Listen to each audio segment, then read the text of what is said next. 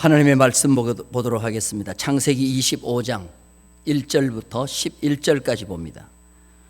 창세기 25장 1절부터 11절까지 우리 다 같이 함께 읽겠습니다. 아브라함이 후처를 맞이하였으니 그의 이름은 그두라라. 그가 시므란과 욕산과 무단과 미디안과 이스박과 수아를 낳고 욕산은 스바와 드단을 낳았으며 드단의 자손은 아스루 족속과 르두시 족속과 르움미 족속이며 미디안의 아들은 에바와 에벨과 하녹과 아비다와 엘다아인이 다 그두라의 자손이었더라. 아브라함이 이삭에게 자기의 모든 소유를 주었고 자기 서자들에게도 재산을 주어 자기 생전에 그들로 하여금 자기 아들 이삭을 떠나 동방 곧 동쪽 땅으로 가게 하였더라. 아브라함의 향년이 175세라. 그의 나이가 높고 늙어서 기운이 다하여 죽어 자기 열조에게로 돌아가매 그의 아들들인 이삭과 이스마엘이 그를 마므레 앞 헷족속 소할의 아들 에브론의 밭에 있는 막벨라 굴에 장사하였으니 이것은 아브라함이 헷족속에게 산 밭이라. 아브라함과 그의 아내 사라가 거기 장사되니라. 아브라함이 죽은 후에 하나님이 그의 아들 이삭에게 복을 주셨고 이삭은 부엘라 헤로이 근처에 거주하였더라. 아멘. 자, 오늘 이 그두라라는 인물을 한번 생각하려고 합니다. 이 그두라는 누구냐 하면 이제 리스바는 사울 왕의 첩이었다고 하면 그두라는 아브라함의 첩이에요. 여러분, 아브라함이 부인이 성경에 나온 부인이 몇 명이에요? 첩까지 다 합하면 본처는 누구예요? 그 사라죠, 사라. 그 다음에 사라의 몸종 누구예요? 하갈. 그 다음에 사라가 죽고 난 뒤에 그럼 여러분 생각해 봐요. 지금 사라가 죽고 나도 누구는 있어요? 하갈은 있잖아요. 그럼 아브라함이 누구랑 살면 돼요? 근데 하갈하고 안 살아요. 하갈하고 안 살고 다른 여자를 얻어요. 그 여자가 누구냐 하면 그두라라는 여자예요. 따라서 그두라. 왜 성경은 그두라라는 이름을 밝혔냐 하면 이름이 너무 멋있어요. 오늘 제목이 뭐예요? 오늘 제목이 뭐예요? 예, 향기의 여자, 향기로운 여자 그두라입니다. 따라서 합시다. 향기로운 여자 그두라. 예, 향기로운 여자 그두라예요. 자, 이 아브라함이 사라가 죽을 때 나이가 몇 살이냐면은 137세입니다. 사라가 127세에 죽거든요. 사라가 127세에 죽는데 아브라함은 사라보다도 10살이나 많아요. 자, 우리 성경 한번 봅니다. 창세기 23장 1절입니다. 다 같이 시작. 사라가 127세를 살았으니 그것이고 사라가 누린 횟수라. 10살을 더하면 몇 살이에요? 137세입니다. 근데 아브라함이 총 몇 살까지 사느냐 하면은 175세까지 살아요. 175세까지 살면 175세에서 137을 빼면은 몇 년이에요? 38년입니다. 38세. 여러분들 38년 중풍병자 아시죠? 38년 동안 중풍병자 된 그걸 기억하시면 돼요. 아브라함은 이 그두라라는 후처를 얻어가지고 대략 38년 정도 살아가고 있습니다. 그런데 너무 행복하게 살아요. 너무 향기로운 삶을 살아요. 그 아브라함의 노년에 남은 생애가 너무 행복한 것입니다. 그래서 오늘 저는 뭘 생각하느냐 하면 아브라함의 본처 사라가 죽으면 하갈이 있는데 왜 아브라함은 하갈과 살지 아니하고 다른 여자 첩 그두라를 얻어서 그두라와 향기로운 생애의 마지막을 보내고 자녀들을 잘 낳고 사는가? 하갈과 그두라의 차이점을 좀 보려고 그래요. 여러분, 하갈의 뜻은 뭐예요? 하갈 뜻이 뭐예요? 자, 한번 따라서 합시다. 도망간다. 하갈의 뜻이 뭐예요? 그 이름은 잘 지어야 돼요. 하갈은 도망간다는 뜻의 이름을 지었기 때문에 후처되고 난 뒤에 이스마엘 낳고 도망가야 돼요. 그래서 아브라함이 쫓아내버렸어요. 그냥. 왜 하갈을 쫓아냅니까? 분수를 몰라서요. 분수. 그 사람은 자기 분수를 안다는 게 참 중요해요. 자, 사라가 아기가 없었어요. 아기가 없으니까 사라가 변칙을 쓰죠. 대리 만족을 얻으려고 자기의 몸종인 하갈을 누구한테 줍니까? 남편에게 주면서 자식을 낳으라는 거예요. 하갈이 아브라함께 들어가서 자식을 낳았어요. 이스마엘을 낳았어요. 자, 그럼 여러분들, 아무리 그렇지만 하갈은 신분이 뭐예요? 아브라함의 사라의 신분이 뭐예요? 사라에게는 하갈이 뭐예요? 종이잖아요. 그럼 자식을 낳으면 본처가 될 수 있어요, 없어요? 그런데 아들 하나 낳았다고 누구를 업신여겨요? 본처를 업신여기는 거예요. 이게 한마디로 말해서 교만인 겁니다. 분수를 모르는 거예요. 그러니까 사라가 뭐라 그래요? 아브라함에게 가가지고 저 하갈과 이스마엘을 어떻게 하라 그래요? 내쫓으라는 거예요. 그러면 하갈이 고분고분하게 순종 잘하고 자기는 아들을 비록 낳았지만 이거는 내 아들이 아니고 우리 본처 사라의 주인님의 아들입니다 생각하고 겸손하게 있었으면 사라 죽고 난 뒤에 아브라함이 누구랑 살았겠어요? 잘 모르겠어요. 이건 내 추측인데 하갈과 살았을 거예요. 그러면 남은 아브라함의 여생은 누구랑 사느냐? 하갈과 사는 거예요. 그런데 하갈은 집에서 쫓겨난 이후로 아브라함에게 못 들어오는 거예요. 이게 바로 뭐냐? 자기 위치를, 자기 분수를 잘 알아야 되는 거예요. 그래서 추방당한 하갈과 이스마엘은 두 번 다시 아브라함에게 못 오고 아브라함 장례식 때만 이스마엘이 잠시 찾아오는 것으로 끝나버립니다. 자, 그런데 이 그도라를 맞이해서 향기로운 여자 이 그도라를 맞이해서 아브라함이 사는데요. 이 그도라는 진짜 향기나는 여자예요. 아브라함이 하는 대로 그대로 따라가는 거예요. 이 미천한 여종이 저 믿음의 조상 아브라함이 마지막 나를 아내로 맞아준 것만 해도 감사하고 첩으로 맞아준 것만 해도 감사하고 자식을 낳아준 것만 해도 감사하지 내가 절대로 주인 노릇하지 않겠다. 처방만 바라는 거예요. 그러니까 향기로운 삶이 되는 것입니다. 자, 이렇게 해서 이제 아브라함이 이제 그도라와 결혼을 해서 자식을 낳는데 몇 명을 낳느냐? 여기 보니까 아들 6명을 낳는 거예요.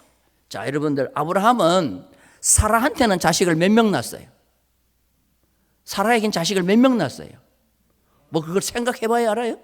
한 명 낳았죠. 근데 한 명 쉽게 얻었어요? 아니면 그냥 어렵게 얻었어요? 어렵게 얻었어요. 그것도 죽은 자와 방불한 나이에 얻었어요. 그러면 하갈한테는 몇 명 얻었어요? 그것도 한 명. 그런데 그도라는 향기로운 여자 그도라하고는 몇 명요? 6명을 낳았어요. 그리고 성경에 보니까 아들만 6 놓은 게 아니라 손자 7명을 낳아요. 손자 7명. 손자 7명만 놓은 게 아니에요. 증손자까지 봐요. 증손자까지. 여러분, 만약에 그도라가 아니었으면 아브라함이 손자 볼 수 있어요, 없어요? 그도라가 아니었다면 손자 볼 수 있어요, 없어요? 증손자 볼 수 있어요, 없어요? 성경에 보니까 아브라함에게는 손자, 증손자가 나오는 것이 바로 이 그도라 때문에. 자, 이 자식을 낳고 난 뒤에 아브라함이 유산을 분배합니다. 유산. 자기 유산을 분배하는데, 자, 우리 성경 한번 볼까요? 자, 유산 분배는 참으로 중요해요. 성경에 왜 이걸 기록하고 있느냐? 전부 다 우리에게 다 교훈을 주기 위해서 기록한 것입니다. 자, 25장 5절 6절 다 같이 읽겠습니다. 시작. 자, 여기다 여러분 성경 밑줄을 그어 놓으세요. 아브라함이 이삭에게는 자기의 모든 뭐를 주었고? 소유에다 동그라미 쳐 소유. 따라서 소유. 자, 그 다음에 서자에게는 그도라의 자식에게는 뭘 주는가 보십시다. 6절 25장 6절 다 같이 읽겠습니다. 시작. 자기 서자들에게는 뭐를 주었어요? 재산을 주었어요. 재산을 동그라미 치세요. 재산을 주어 자기 생전에 그들로 하여금 자기 아들 이삭을 떠나 동방 곧 동쪽 땅으로 가게 하겠다. 자, 유산을 나누는데 두 이삭과 서자가 달라요. 자, 아들 이삭에게는 뭐를 줬어요? 모든 소유를 주었고, 자기 서자들에게는 뭐를 주셨어요? 여러분, 소유는 뭐고 재산은 뭐예요? 여러분, 이거 솔직히 말해서 한글로 이렇게 써놓으면 뭐가 뭔지 모릅니다. 그래서 이것을 알려고 하면 뭐를 알아야 돼요? 원어를 알아야 되는 거예요. 그래서 참 저는 원어의 매력에 점점 빠져들어가고 있습니다. 제가 원어를 좋아하니까 우리 권사님 가운데 한 분이 또 원어 이 설교집도 선물로 주셨는데, 저는 이 원어를 보면서 굉장히 은혜를 받는 거예요. 소유와 재산은 엄청난 차이가 있어요. 그 성경 우리나라 글로 보면 그냥 똑같아. 근데 엄청나요. 먼저 소유를 보겠습니다. 소유는 콜이라는 말인데요. 한번 따라서 콜. 전부를 줬다는 뜻이에요. 전부. 왜 아브라함이 이삭에게는 자기 재산을 전부를 왜 다 줍니까? 이삭은 뭐기 때문에? 아들이기 때문에. 아들은 법적으로 아버지의 재산 뭐를 받을 수 없어요? 전부를 받아요. 전부. 그런데 서자에게는 재산을 줬다고 했는데, 재산이라는 말은 뭐냐면 마타노트라는 말인데요. 마타노트는 뭐냐면 혜택을 줬다, 선물을 줬다는 거예요. 여러분, 전부를 준 거하고 선물로 준 거하고는 달라요, 안 달라요? 아버지가 자식에게는 그냥 주고 싶으면 주고 안 주고 싶으면 안 주는 선물을 주는 거예요? 아니면 자기 재산을 전부 주는 거예요? 그렇죠. 자기 재산을 전부 주는 거예요. 이거 법적으로 주게 돼 있어요. 법적으로. 그래서 법적으로 내가 아버지한테 아버지 재산을 다 받을 수 있는 것을 이삭이 받는 거예요. 근데 서자는 6명이 돼도 아버지가 주면 받고 안 주면 못 받는 게 이게 재산이에요. 이게 바로 마타노트, 선물. 자, 그러면 우리는 하나님 앞에 서자예요? 아니면은 우리는 하나님의 자식, 아들이에요? 그렇죠. 아들은 하나님께로부터 뭐를 받을 수가 있어요? 소유를 받을 수가 있다. 법적으로 이건 받을 수 있다는 거예요. 할렐루야. 서자는요, 당당하게 아버지 앞에 못 나가요. 당당하게. 근데 아들은 당당하게 나갈 수가 있다고. 그래서 저는 참 좋아하는 말씀이, 때를 따라 돕는 은혜를 얻기 위하여 하나님의 보좌 앞에 담대히 나아갈지니라. 나 이 말씀을 대단히 좋아합니다. 그래서 새벽 기도할 때마다요, 저는 꼭 한 번씩 이 선구를 외우고 기도해요. 하나님, 내가 오늘 하나님께 은혜를 얻기 위하여 보좌 앞에 담대히 나왔습니다. 때를 따라 돕는 은혜를 얻기 위하여 하나님의 보좌 앞에 뭐요? 담대히 나가는. 다른 집 아이는 나한테 당당하게 못 오는 거예요. 근데 내 자식은, 이삭은 아버지 앞에 당당하게 소유 전부를 받을 수 있는 거예요. 이게 하나님의 자녀와 서자의 차이점이에요. 오늘은 우리가 하나님의 자녀인 줄로 믿습니다. 그래서 여러분, 당당하게 하나님 앞에 기도하면 하나님은 아브라함이 마지막에 유산을 남겨줄 때 이삭에게 전부를 준 것처럼 우리에게 모든 것을 주실 줄로 믿습니다. 하나님은 우리에게 주실 때 아까워하지 않습니다. 믿으시면 아멘. 구하는 자에게 필요한 것을 아낌없이 주실 줄로 믿습니다. 그리고 난 뒤에 재산을 딱 분배하더니 가나안 땅은 이삭만 차지할 수 있다는 거예요. 가나안 땅은 이삭 너희만 차지할 수가 있고, 이삭 혼자라고 너 6명 서자가 이삭을 공격해도 안 되고 해쳐도 안 된다. 내 생전에 너희들은 여기서 떠나라. 서자 보고 가나안에서 떠나라 그래요. 그래서 어느 쪽으로 가겠다 그랬어요? 성경에 보니까 동쪽 땅으로 가게 했어요. 내 살아있을 때 너희들 빨리 떠나서 동쪽 땅으로 가. 그 동쪽이 아라비아 광야입니다. 아라비아 광야. 지금 현재 아랍 족속, 중동 족속에 살고 있는데, 그래서 그두라의 후손들 이름이 쭉 보면 미디안 이리 나오는데 보면은 전부 다 아랍 족속들의 이름이 거기에 나와 있는 거예요. 그래서 오늘 성경에 이걸 기록하면서부터 이 기독교 후손과 그 다음에 뭡니까? 중동, 이슬람 종교, 그 차이가 거기서 나오는 것을 우리가 볼 수가 있는 것입니다. 그래서 가나안 땅은, 약속의 땅은 이삭만 차지한다는 거예요. 그것을 명확하게 얘기합니다. 그런데 그두라 보세요. 그두라 남편한테 이런 방구에 건의도 없고 도전도 없습니다. 남편의 처방을 그대로 따라갑니다. 이게 하갈과 다른 점이에요. 여러분, 이렇게 할 수 있어요? 이삭 한 명이에요. 그 엄마 죽었어요. 자기 아들은 6명이에요. 자기는 멀쩡하게 살아있어요. 그럼 여러분이 그두라라고 하면 뭐라 그러겠어요? 이렇게 내쫓을 때 남편한테 가만히 있겠어요? 네, 그렇게 하겠어요? 그러겠어요? 아니면 또 나가가지고 막 하갈처럼 막 덤벼들겠어요? 보통 다 덤벼들 겁니다. 근데 그두라 보세요. 향기로운 여자. 나는 아브라함의 첩으로 만족합니다 하고는 절대로 이 일을 제기하지 않습니다. 그대로 자식들 데리고 어떻게 해요? 아라비아 강야로 가는 거예요.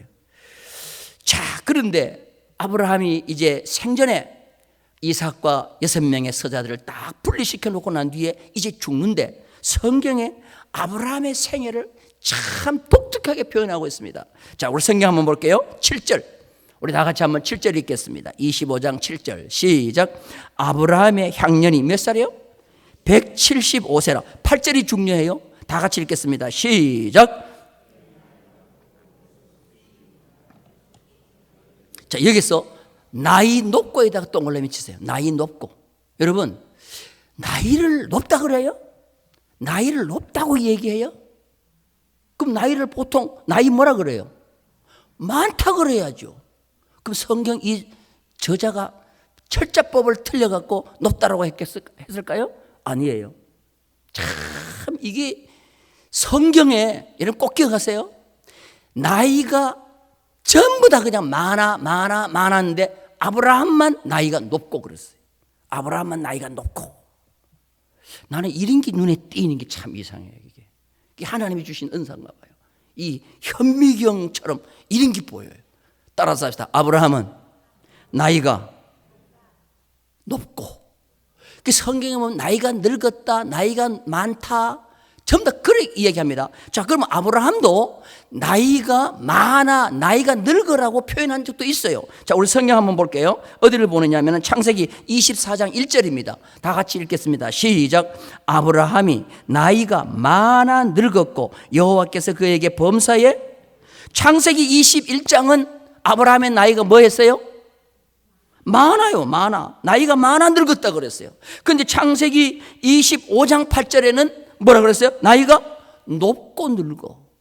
여러분 꼭 이 두 가지를 좀 비교하기 바랍니다.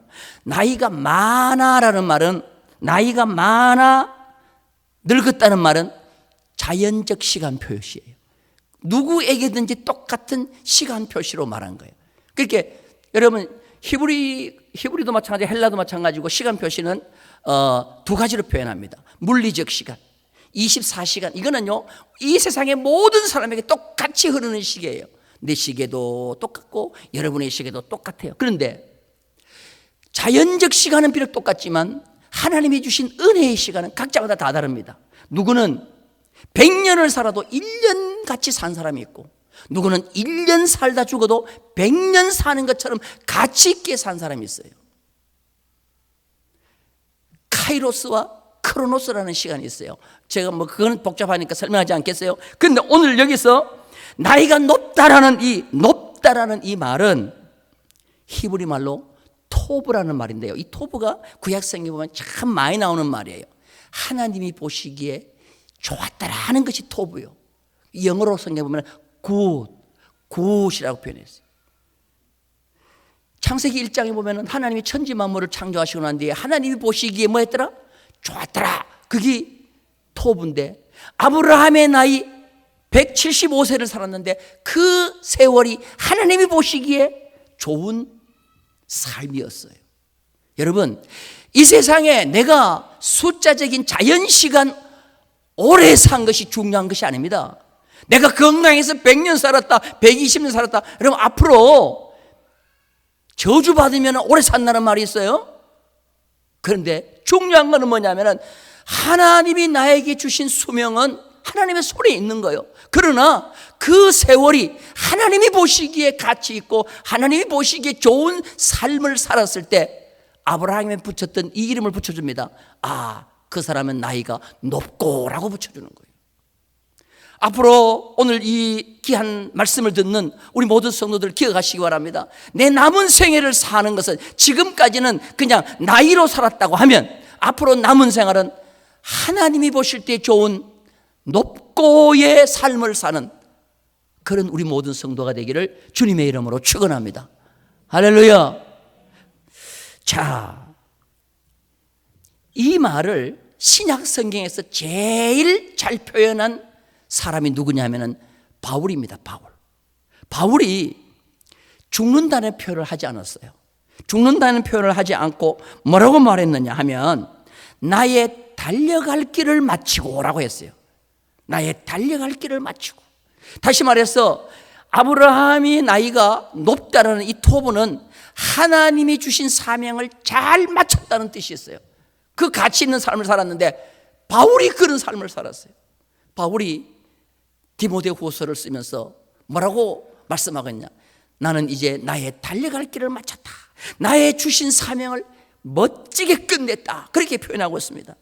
자, 우리 성경 한번 보겠습니다. 디모데후서 4장 6절 다 같이 읽겠습니다. 시작. 전제와 같이 내가 벌써 부어지고 나의 떠날 시각이 가까웠도다. 나는 선한 싸움을 싸우고 나의 달려갈 길을 마치고 믿음을 지켰으니 8절 시작. 이제 후로는 나를 위하여 의의 면류관이 예비되었으므로 주 곧 의로우신 재판장이 그날에 내게 주실 것이며 내게만 아니라 주의 나타나심을 사모하는 모든 자에게니라. 나는 이 글을 읽으면은 지금 바울은 나의 달려갈 길을 마치고 내가 지금 전제와 같이 부음이 되고 나의 떠날 기약이 가까웠도다. 굉장히 이 죽음이라는 것을요 신선하고 새로운 세계를 향하여 나아가는 신선함을 가지고 있는 담대함으로 표현하고 있습니다. 그리고 우리 예수 믿는 사람들은 죽음이라는 것을요 너무 비극적으로 생각하면 되지 않습니다. 여기에 떠날 시각이 가까웠다는 이 말은 군대에서 쓰는 용어예요. 군대에서 쓰는 병령 용어라고 그래요. 로마의 병령 용어인데 아날리시스라는 말인데, 아날리시스라는 말이 뭐냐면은 로마의 군인들은 그때 당시에 전쟁을 많이 했습니다. 로마가 막 땅을 넓혀 나가면서 전쟁을 하는데 모든 병사는 1년의 절반 전쟁터에 나가야 돼요. 의무가 있어요. 근데 전쟁에 나가 있는 용사들에게 가장 기쁜 소식은 뭐냐? 전쟁에 승리했다는 거예요. 한 병사가 오더니 우리가 전쟁에 승리했다. 적군이 항복했다. 백기를 들었다. 그때 모든 병사들이 환호를 지르면서 이제 우리는 떠날 시간이 되었다 그런 거예요. 이 야영장에서 텐트를 치고 야영생활을 하는데 우리는 이 야영장에서 떠날 시간이 되었다 하는 말이에요. 이게 바로 뭐냐면 아날리시스라는 말이에요. 우리가 떠날 시간이 됐다. 여러분, 군에 있는 자녀가 제일 좋을 때가 언제예요? 군에 있는 자녀들 제일 좋을 때가 언제예요? 여자분들 군에도 안 갔는데 잘하시네. 제된 날이 제일 좋아. 군에서 제일 기분 나쁜 사람이 누구예요? 제일 기분 나쁜 사람. 제일 군에서 재수 없는 사람. 예? 오늘 저녁 하는데 간첩이 와가지고 저녁이 연기된 사람이에요. 김신조 왔을 때 저녁이 연기된 사람 많아요. 이 사람이 얼마나 비극적이었어요. 오늘 집에 가는 줄 알았는데 배낭 다 싸놨는데 아니야, 간첩이 나타났어. 모든 오늘 저녁 취소. 한 달간 더 군생활을 한 분이 있어요. 지금 이 싸움터에서 나의 떠날 기약이 가까웠다 하는 말은 뭐냐면은 우리는 이제 승리했기 때문에 집으로 돌아가기 위해서 짐을 싼다는 말이에요. 우리가 죽어서 천국 갈 때, 이 땅에서 숨을 거두고 천국 갈 때 우리가 이만큼 뭐요? 우리는 이 땅에서 영적 전쟁 잘 마치고 아나실레시스, 우리는 천국을 향해서 떠난다. 그러면 그게 좋아요? 아니면 슬퍼요? 이 땅에 더 살고 싶으세요? 살고 싶으신가 봐. 그렇기 때문에 우리는 죽음을, 우리 기독교인들은 죽음을 두려워할 필요가 전혀 없는 거예요. 한번 따라서 합시다. 살아있으면 할 일이 있고 죽으면 갈 곳이 있다. 믿으시면 하면 이게 여러분 적어놔요. 살아있으면 뭐 할 일이 있고? 그래 할 일이 있으니까 살아있는 거예요. 죽으면 뭐요? 죽으면 할 일 못해. 그럼 어디가 있어요? 갈 곳이 있다는 거예요. 갈 곳이 있다. 뭐 그냥 뭐 이 세상에 대해서 큰 미련이 있겠어요. 예? 여러분 죽음 앞에 담대하는 자가 되기를 주님의 이름으로 축원합니다. 그리고 이렇게 떠날 계획이 가까웠다라고 하면서 가장 먼저 군인들이 하는 게 뭐냐면 텐트를 철수해요. 텐트. 여러분 캠핑 같은 거 갈 때 텐트를 갖다 딱 치죠. 텐트를 칠 때 볼대를 세워요, 안 세워요? 기둥을 세우고 난 뒤에 줄을 딱 땅에 볼대로 박아야 안 박아요? 텐트를 철수할 때 제일 먼저 하는 게 뭡니까? 줄을 풀어야 안 풀어요? 줄을 탁 풀면은 텐트가 푹 쓰러져야 안 쓰러져요? 텐트가 푹 쓰러지죠. 이걸 바울이 뭐라고 했냐면은 육신의 장막이 무너지면이라고 말하는 거예요. 육신의 장막이 무너지면. 그래서 육신의 장막이 무너지면 내가 갈 곳이 있다는 거예요. 내가 갈 곳이 있다. 그래서 떠날 기약에 가까웠다는 이 말이 영어의 departure. 여러분들 공항에 가면은 출국, 이 나라를 떠나 다른 데 갈 때 departure라고 그러죠. 도착하는 것을 arrival이라고 그러잖아요. 그 departure라는 말이 여기서 나온 거예요. 나는 이제 더 좋은 곳으로, 내 인생의 삶이 끝난 게 아니고 더 좋은 것을 향해서 지금 새로운 출발을 한다. 이게 바로 뭐냐? 육신의 장막이 무너지면이라는 뜻입니다. 자, 이렇게 해서 아브라함은 정말 멋진 인생의 삶을 살았기 때문에, 하나님이 보실 때 여한이 없는 삶을 살았기 때문에 아브라함에게 뭐 하냐면은 나이가 높고라고 했습니다. 여러분 성경에 보면 표현을 안 했는데 정말 이 아브라함처럼 산 사람이 있어요. 하나님이 주신 사명을 다 이룬 자가 누구냐면은 에녹입니다. 에녹. 여러분 에녹은 300년 동안 하나님과 뭐 했다 그랬죠? 동행했다 그랬죠. 이 말은 뭐냐? 하나님이 주신 생명을 그대로 사는 겁니다. 그랬더니 아브라함은 죽었는데 에녹은 뭐 했어요? 죽지 않고 하늘을 승천한 거예요. 저는 참 우리가 살아있을 때 주님이 재림하면 에녹처럼 하면 되고, 우리가 죽고 난 뒤에 주님 재림하면 아브라함처럼 살면 된다. 이게 오늘 말씀을 드리고 싶은 내용이에요. 오늘 우리는 이런 나이가 높은 그런 삶, 영적 의미를 가지고 사는 우리 모든 성도가 되기를 주님의 이름으로 축원합니다. 아브라함의 마지막 장례식을 치릅니다. 자식은요, 정말 부모는요, 마지막 죽으면서라도 자식을 잘 되게 합니다. 이삭과 이스마엘이 헤어져서 만나지 않고 살았는데 드디어 아브라함의 장례식 때 두 이복 형제가 만나는 거예요. 자, 성경 봅니다. 창세기 25장 9절입니다. 다 같이 읽겠습니다. 시작. 그의 아들들인 이삭과 이스마엘이 그를 마므레 앞 헷족 속 소할의 아들 에브론의 밭에 있는 막벨라 굴에 장사했으니, 아브라함을 장례식 할 때 드디어 두 아들이 만나는 거죠. 부모는 마지막 돌아가실 때 형제들을 뭐냐? 결속시키는 의미가 있어요. 지금 아브라함이 그걸 하는 겁니다. 자, 그리고 난 뒤에 29절 말씀 볼까요? 29절. 창세기 35장 29절 한번 봅니다. 이삭이 죽을 때 어떻게 되는가 한번 보십시다. 다 같이 시작. 이삭이 나이가 많고 늙어 기운이 다하며 죽어 자기 열째로 돌아가니 그의 아들 에서와 야곱이 그를 뭐 했더라? 보세요. 아브라함은 이삭과 이스마엘을, 또한 이삭은 야곱과 에서를 하나 되게 하는 그런 부모의 역할을 하는 것입니다. 하나님께서 이제 아브라함이 죽고 나니까 이삭에게 복을 주시는데요. 자, 창세기 25장 11절 볼까요? 11절 다 같이 읽겠습니다. 시작. 아브라함이 죽은 후에 하나님이 그의 아들 이삭에게 복을 주셨고, 자 보세요. 하나님이 그냥 이삭에게 복을 준 게 아니고 누구의 아들? 그의 아들, 아브라함의 아들. 아브라함의 아들은 이삭만 아브라함의 아들이에요. 서자는 아들로 취급하지 않아요. 그의 아들 이삭에게 복을 주셨고, 이삭은 부엘라헤로이 근처에 거주하였더라. 그런데 여러분들 이 성경만 보면은 도대체 이삭이 무슨 복을 받았나 싶잖아요. 그런데 여러분들 성경을 자세히 보면 이삭은 결혼하고 난 뒤에 20년 동안 자식이 있어요, 없어요? 20년 동안 자식이 있어요, 없어요? 없어요.